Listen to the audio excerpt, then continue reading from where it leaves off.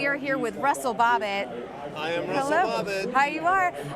You guys are going to see more Marvel's Eat the Universe soon, but we have our marvelous prop master here, and we have amazing prop. Whose is this? Oh, have you heard of Robert Downey Jr.? Yeah. Yes. Yes, we That's have his heard helmet from Iron Man 1. So this is the real one. You're a little tongue-tied. What's this going is on here? the real one. That's the actual helmet that we used in Iron Man 1 in the cave scene after he built it to break out of the cave. Well, I mean, it is so cool. I would like to know how you built it, because you were the man with the plan that made this all come together. Right, yeah, well, this one we pounded metal and he was in the cave doing metal, and so we thought about offering him up a steel helmet, which ended up at about 45 pounds. Just the helmet. Yeah, not cool to do to a neck somebody ache. that Where was has that to filmed? wear. Those scenes. When were they? Where? They were shot at Sony on stage, and what was awesome about it is that we wanted it to feel cold in the cave, and they wanted the breath to show, so they refrigerated the set down to 32 degrees, and we shot in there for several weeks, and with parkas, and like the crew was just freezing and miserable. But it turned out great, and he had to wear like a tank top, and so imagine that, kind of crazy. Yeah, But anyway, this is fiberglass resin. There's a cap underneath so he can wear it comfortably, so on. Oh, I honestly thought it was just a light in weight metal. Because it looks so good. No, well, this paint is insane. This is like, I don't want to talk about money, but it's the most expensive paint on the market to get that metallic look. I mean, it's so realistic. But this is also the Mark I helmet is going to be part of the Marvel Masterworks collection. It is, yeah. So Kevin Feige and Disney and Marvel wanted to offer the series collector a way to purchase stuff that we make on set.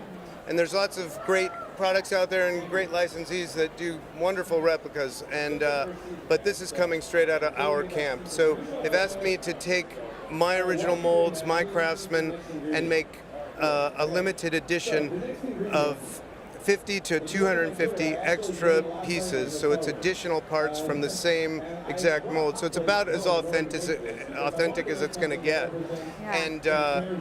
And here we are to launch that today, and it's going to be the Iron Man helmet. It's Groot. It's a cap shield with the panther claws. Yeah. It's this helmet, and it's a Doctor Strange's Eye of Agamotto.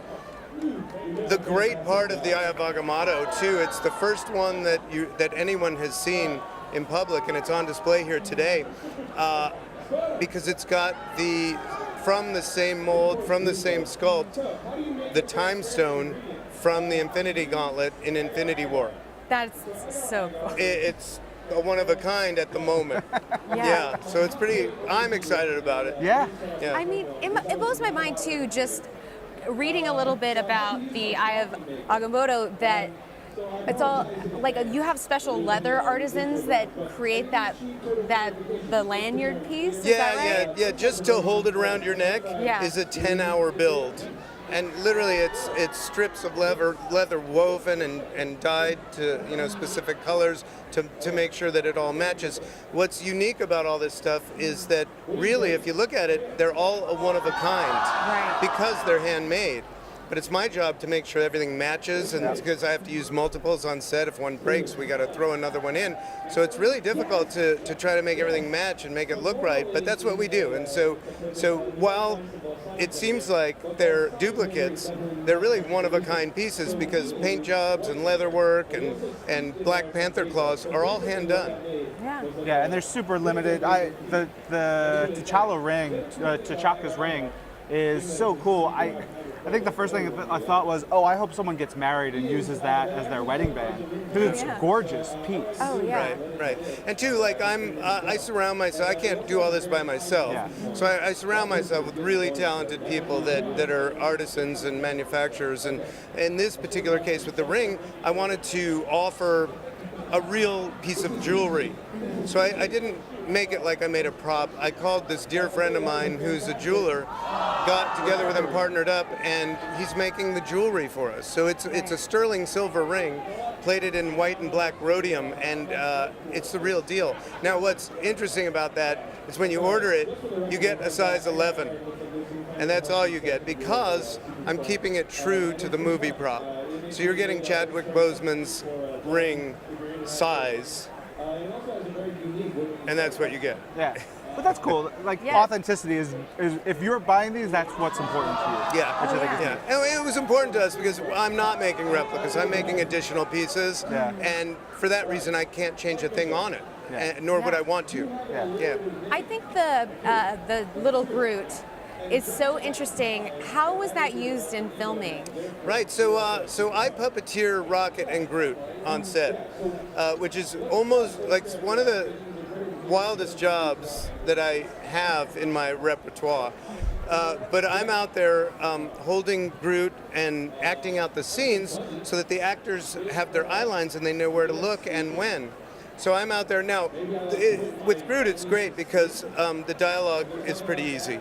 Yeah, easy lines. I am Groot. But if Groot starts on a sofa and jumps onto a table, I have to give them that eye line, and we roll cameras on one take doing that, and then they all, everybody, the crew, the ADs, they all wave me out of there, and then the actors do the scene again for real. And so I'm Groot and Rocket off camera. I share that stage with Bradley Cooper and Vin Diesel, but I'm there to fill in momentarily. You wear many hats on the production. Yeah, I do. Yeah. I remember in January I went to your workshop and got to see a lot of this stuff, and I remember holding the actual Groot and looking at the one that's down there. It's exactly the same, which is super cool. Yeah. Well, I'll tell you a little secret. What I did between then and now, I watched the movie and I got the 3D files from the post-production folks, and I embellished Groot a little bit to make him look more like the one in the film, because it made me feel better, and it was sort of when I'm puppeteering him, I wanted him to have the actual feel and the look, and also it helps the lighting guys and the 3D modelers on set because they see how light is going to hit the what I call the actor, and so we made him pretty true to what is in the final film. Yeah. That's so awesome. The thing I love too about the way you create props is that they tell such a big part of the story. And especially with Cap's shield, you see the vibranium versus vibranium. It's the only thing that can scratch Cap's shield. How do you look at props in that way to tell the story? Well, it's interesting. People often ask me what my favorite prop is. Well, I treat the props like children. They're a concept at first, and then we illustrate and we go into the planning mode. How are we going to raise this prop from conception to finished product? And we sort of massage it, and we go through many drawings, and we get approvals from the director, and then I speak to the actors, and we deal with scale, how big, how small it should be, and then we go into the manufacturing process, and that prop is born. And I then look at it and I'm like, well, a little too big, let's make it bigger, let's make it smaller, whatever I have to do to make it work. Until the finished product happens, and then I let it go off to college. I let it go. I put it out on the set, we maintain it, if it breaks we fix it, and all that good stuff. So it calls you sometimes for money. It but does other than call that, us, it's on yes, its own. it does. And when it does something wrong, especially I get that call for money. We fix it. Yeah. We also, we saw these things down there, and you're actually at Comic-Con here, talking to the fans who are walking by. What are the questions that they're asking you about these items? I get so many questions, some appropriate and some not. Most people just ask me if they can take them home with them, all these props. I'm but sure. No, I'm out there meet and greeting with the people because they're so used to coming to Comic-Con and seeing really cool stuff in a display. and they take a picture and they go home, and that's what they get. I don't think people are really understanding and realizing that we're offering a limited edition out there for people. And so I'm out there meet and greeting, telling them who I am, and saying, you too can have one of these props now coming straight out of my camp. And it's important for us to offer that. And it's the first time, and it's in honor of the 10-year anniversary, that they felt this was a great time to do it. And so but I am asked all kinds of crazy questions, some that I wouldn't even broadcast here today. But for the most part, people are in awe that the prop master is actually out there to meet and greet, and I love that. I love giving back and sharing with the people, so it's great. Yeah, and it's a rarity for you to not be completely heads down on numerous projects. I mean, when we saw you in January, you were like, quick breath, getting ready for the next production, doing all your stuff, and you were like, before we finished, I remember you pulled out a drawer and you're like, can we talk about this? And it was an item from a movie we hadn't shown yet. And you're like, no. Like, it was great. It was awesome. So. Yeah. It's hard because I think everyone knows we shot 2 Avengers movies concurrent, and so on a 200-day shoot, let's say, it gets very confusing for me and others to think about what we can talk about and what we can't talk about. And we all know that, keeping the spoilers out of the mix is a great thing, because even me, I love going to the movie that I worked on and seeing how it got cut and edited and what it ended up in Infinity War and what I can anticipate for the next film. And by the way, tomorrow I get on a plane and hit the road running, and we're gonna go lock up that next film for everybody. So that's awesome. That's exciting. Here it comes. You had a great panel already. Are you doing something here at the booth this weekend as well? Yeah. So part of the Marvel Masterworks collection, I'm doing an unboxing. The packaging that this stuff comes in is truly amazing. I created a Stark Industries experience. So it comes in a Stark Industries case. You open it up, there's lots of fun little secret cool things that I'm about to unveil downstairs that come with this product. And literally my goal was to make every bit of this experience collectible. You're not going to want to throw away the cardboard box it comes in. So it's pretty cool. And it's out of my wheelhouse, but I embraced it for Disney, Marvel, Kevin Feige, and the true, honest collectors. So check it out. I do want to get to a fan question because we have a bunch sitting here. Yeah, cool. But someone would like to know if you've kept any props for yourself, and if so, which? And will you get in trouble for us asking? No. There's some props that that lie around in my shop, but under contract, Marvel owns everything, just so you know. But because I've been with them for so long, I have access to all the props.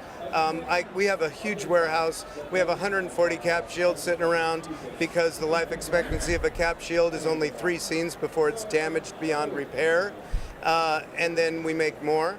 So we have access to all this stuff, but I don't really, like in the first 5 years of my career, which was over 30 years ago, I would keep some props and I'd hang them up on the wall, but things kind of got cluttered after after a few years. A lot of props went through my house, and so now I just have a proper house where I don't keep any props, but I have a huge warehouse full of everything, so it's kind of cool. Yeah. And if I'm allowed one more, what has been the hardest prop for you to find or assemble?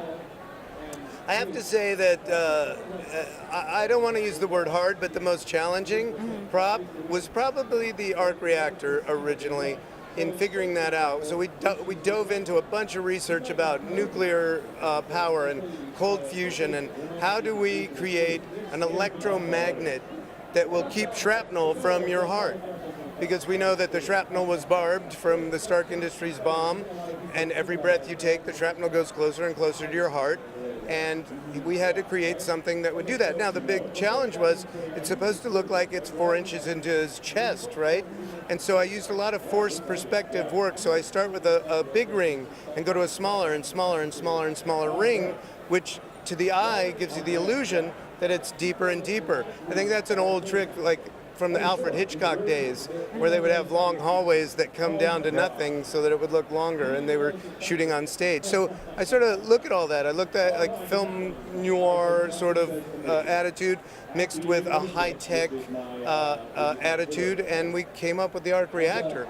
And it's just like such an iconic, cool thing that I'd have to say that's close to my heart. Oh boy, it sure is. Yeah. Russell, you know I adore you. I adore talking with you. A little tease. Some point we're going to have a long-form interview. You and I, we talked a lot about your career. That's going to be on This Week in Marvel. But here, I just want to say thanks for coming up. Thanks for giving this to me. Thank you, Robert, for giving me this helmet. I really appreciate it. Thank you so much for personally giving that was this so to nice of him, us. wasn't it? We'll hold on to it for you forever. Yeah. And thank you, guys. I mean, I wouldn't do this without you. So I'm big fans of yours, honestly, and thanks for having me.